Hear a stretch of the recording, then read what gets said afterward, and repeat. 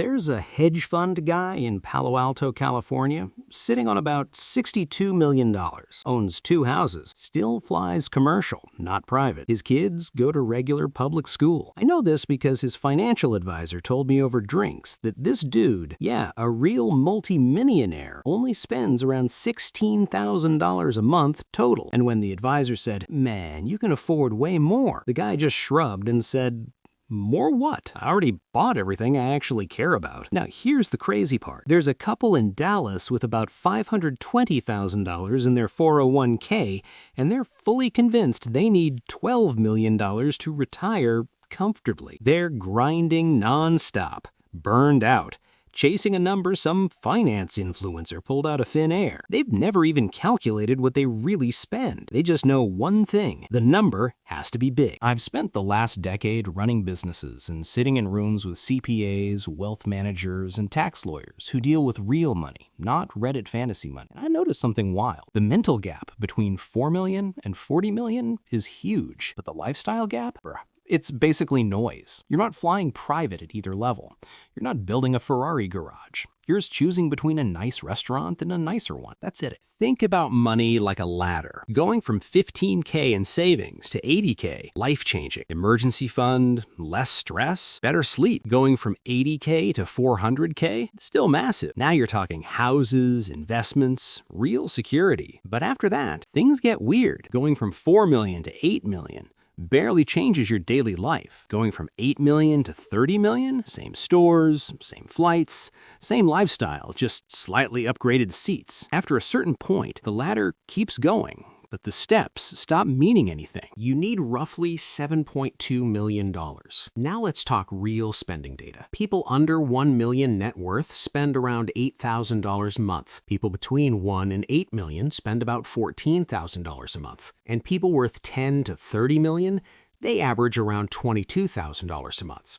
That's about $260,000 a year. Read that again. People worth tens of millions are not spending millions per year. They're just living normal lives with premium upgrades. Now let's do the math. Say you want to live really well in retirement, like $260K a year after taxes. You and your partner get about $65K a year from Social Security.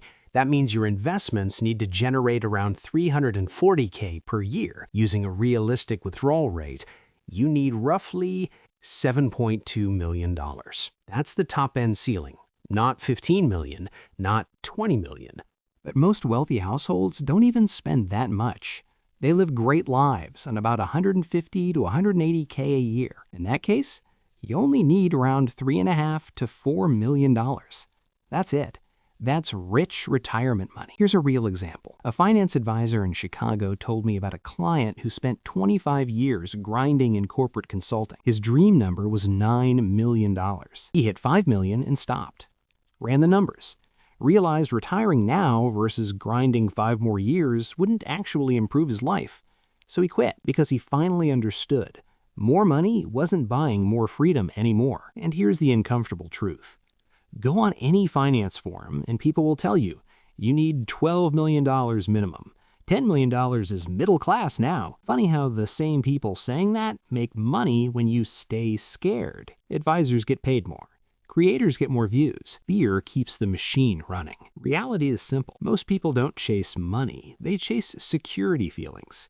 And they keep moving the goalpost because they never define what enough actually means. Final takeaway? Stop chasing random numbers. Figure out what you really spend, what lifestyle you actually want, what number supports your life, not Instagram's life, not Reddit's life, yours. Because the smartest people I know didn't become free by stacking the biggest pile. They became free when they decided, this is enough. Part-time. Now let's level this up, because some of you are thinking, okay, cool, but what if I don't want to wait till 65? What if I want to dip out early? Good question. Let's say you want to retire around 55 and still live that 170K, 180K lifestyle. That means you need about 240K gross income to cover taxes. For the first 10 years, you're funding life straight from your investments. No Social Security yet.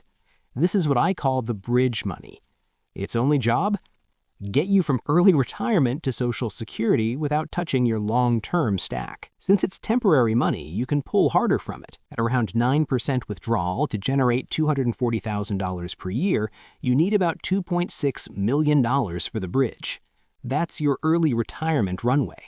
Fast forward 10 years. Social Security kicks in, around $65K per year. Now your investments only need to cover about $175K. Here's the smart move most people miss.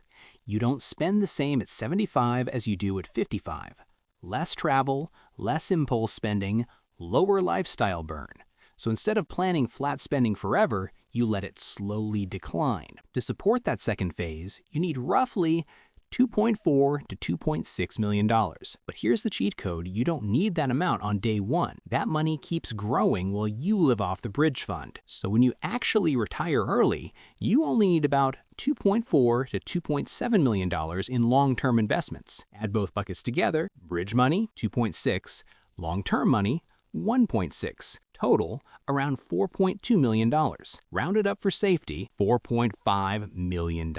That's enough to retire 10 years early and live better than 90% of retirees. Not private jet rich, but never worry about money again rich.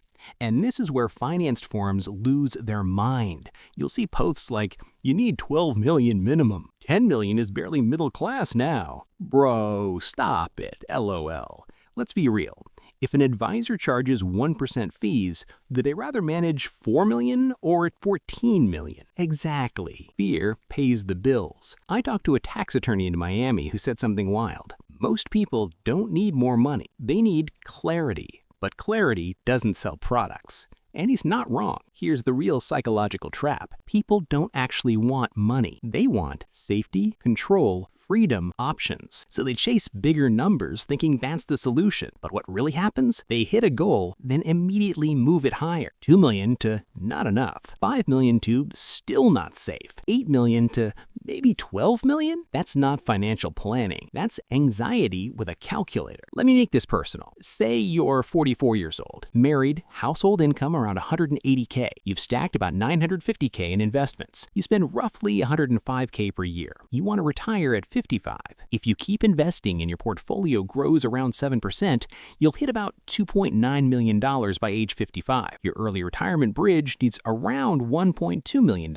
The rest keeps growing and becomes your long-term fund. By the time Social Security kicks in, you're chillin'. No extra grind, no burnout years, no one more promotion trap. 2 reality checks though. First one, anyone who suddenly gets $8 to $10 million overnight almost always spends more than they planned. Every single time. Lifestyle creep is undefeated. Bigger house, nicer cars, better flights. Your simple life plan disappears fast. Second reality, Social Security does heavy lifting. That 60K plus per year is a massive cheat code. Without it, you need about 30 to 40% more money saved. Ignoring Social Security is one of the biggest mistakes online finance bros make. Here's the uncomfortable truth. Most people will never run this math. They'll just chase a big scary number because it feels safer. They'll work 5 to 10 years longer than necessary, not because they need to, but because they never defined what enough actually is. So here's your real action plan. Number 1, track what you actually spend. Not vibes, not estimates, real numbers. Number 2, check your Social Security projections. It changes everything. Number 3, stop planning retirement like spending never drops.